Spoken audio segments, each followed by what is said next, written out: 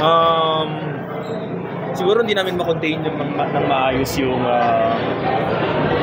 momentum namin kasi we had that 10-point lead start ng third quarter. So, ang alam namin para magtuloy-tuloy na pero we couldn't kept that lead. So, ang nangyari, ang bilis bumaliktad ng momentum eh. So, ang ending, nag-collapse kami sa defense namin, which is yung bread and butter namin. So, ang daming lapses nung start ng third quarter, which is nag-lead dun sa Ginebra na makuha nila yung momentum nila. With this two-day break, paano nyo may improve pa yung offense to get it going para at least have a chance na ma-level yung series? Well, from what I have learned last finals, so we've been here, yung ganito scenario, parang, yun nga, we just need to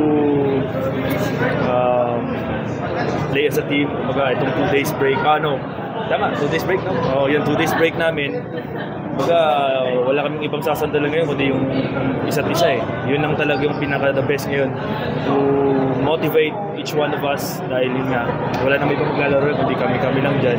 And I think may on the positive side naman sa pagkatalo namin kahit na medyo off yung offense namin and medyo struggling kami sa defense. Nandun pa rin kami sa game. Kailangan lang siguro namin i-polish pa nga ng maayos yung defense namin kasi doon nagsisimula lahat ng offense namin eh. Pag maganda yung defense namin, maganda rin yung offense, nagiging outcome ng offense.